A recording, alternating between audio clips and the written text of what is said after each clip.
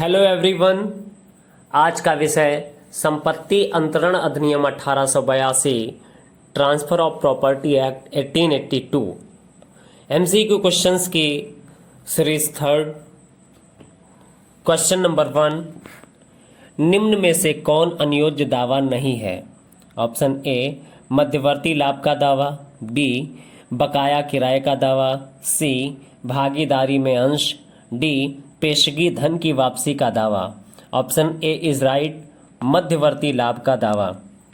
Question number 2, नुकसानी के लिए वाद का अधिकार। ऑप्शन ए अनियोज्य दावा है, बी अनियोज्य दावा नहीं है, सी वाद लाने का अधिकार मात्र नहीं है, डी अंतरणीय है।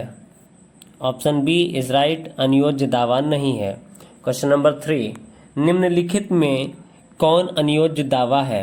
ऑप्शन ए मुस्लिम महिला का अदत्त मेहर का दावा, बी अपकृत विधि के अंतर्गत नुकसानी का अधिकार, सी मध्यवर्ती लाभ के लिए दावा, डी किसी पुस्तक का प्रतिलिप्याधिकार। ऑप्शन ए इज राइट, मुस्लिम महिला का अदत्त मेहर का दावा। क्वेश्चन नंबर 4, निम्नलिखित में से कौन अनियोज्य दावा है? ऑप्शन ए किसी पुस्तक का प्रतिलिप्याधिकार, ऑप्शन बी ऑप्शन बी मुस्लिम महिला का अदत्त मेहर का दावा, सी अपकृत विधि के अंतर्गत नुकसानी प्राप्त करने का अधिकार, डी मध्यवर्ती लाभ के लिए दावा। ऑप्शन बी इज राइट, मुस्लिम महिला का अदत्त मेहर का दावा।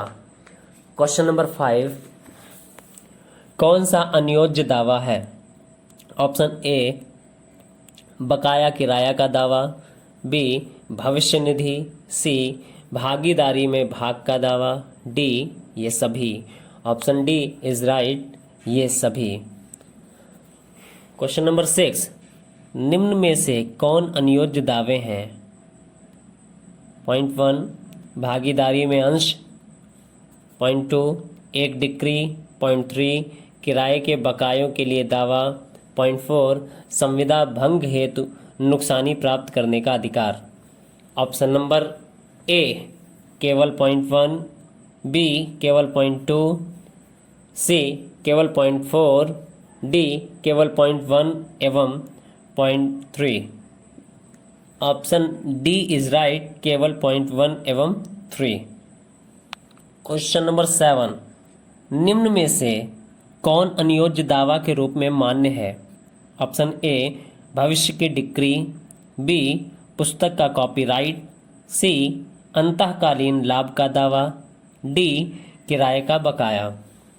ऑप्शन डी इज राइट, किराए का बकाया। क्वेश्चन नंबर 8, निम्नलिखित में से कोई एक अनियोज्य दावा नहीं है। ऑप्शन ए बकाया किराए के लिए दावा, बी फर्म में भागीदारी, सी व्यापार से फायदे का अधिकार, डी ऐसा कर्ज जो अचल संपत्ति के बंधक से प्रतिभूत हो। ऑप्शन डी इज राइट, ऐसा कर्ज जो अचल संपत्ति के बंधक से प्रतिभूत हो। क्वेश्चन नंबर 9, संपत्ति अंतरण अधिनियम 1882 के अंतर्गत अनियोज्य दावा नहीं है। ऑप्शन ए साझेदारी का हिस्सा, बी पेशगी को वापस लेने का दावा, सी किराए के बकाया का दावा, D copyright. Option D is right, copyright. Question number 10, संपत्ति अंतरण अधिनियम 1882 के अंतर्गत निम्न में से कौन अनियोज्य दावा नहीं है? रिपीट कर रहा हूँ, सुनिए।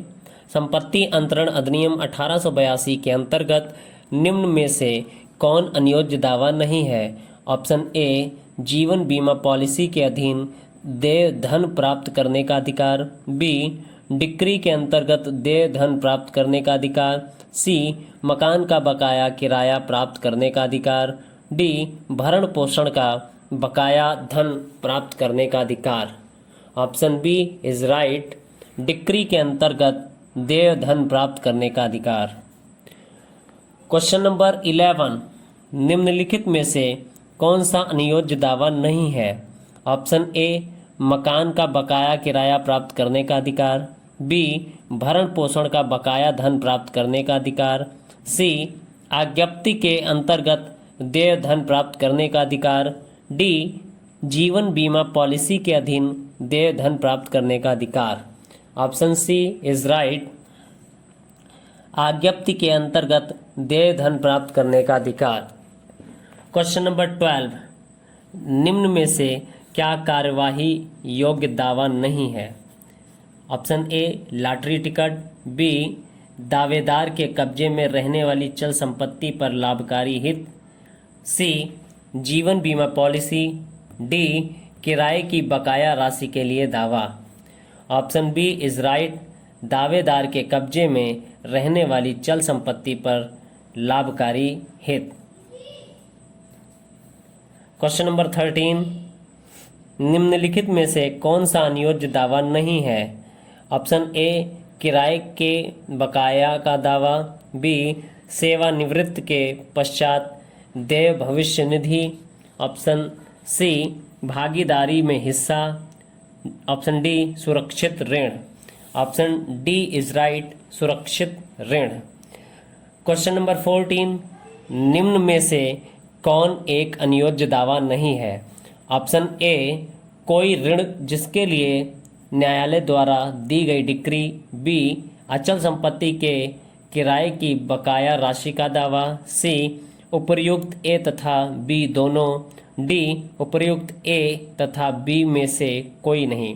ऑप्शन ए इज राइट, कोई ऋण जिसके लिए न्यायालय द्वारा दी गई डिक्री। क्वेश्चन नंबर 15, निम्नलिखित में से कौन सा अनियोज्य दावा नहीं है?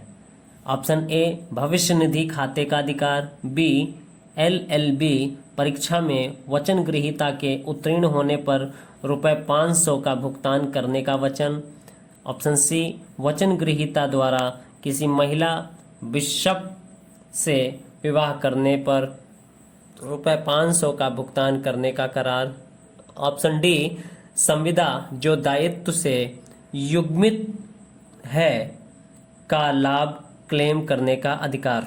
Option B is right, LLB परीक्षा में वचन ग्रहीता के उत्तीर्ण होने पर ₹500 का भुगतान करने का वचन। एवरीवन, आपको ये वीडियो कैसा लग रहा है? अगर आप चाहते हैं कि मैं जल्द से जल्द आगे की वीडियो भी आपको प्रोवाइड कराऊं इसी सब्जेक्ट से जुड़े हुए, या किसी और सब्जेक्ट के आप चाहते हैं MCQ क्वेश्चंस, तो कमेंट बॉक्स में ज़रूर लिखें कि आप कौन से सब्जेक्ट के MCQ क्वेश्चन चाहते हैं।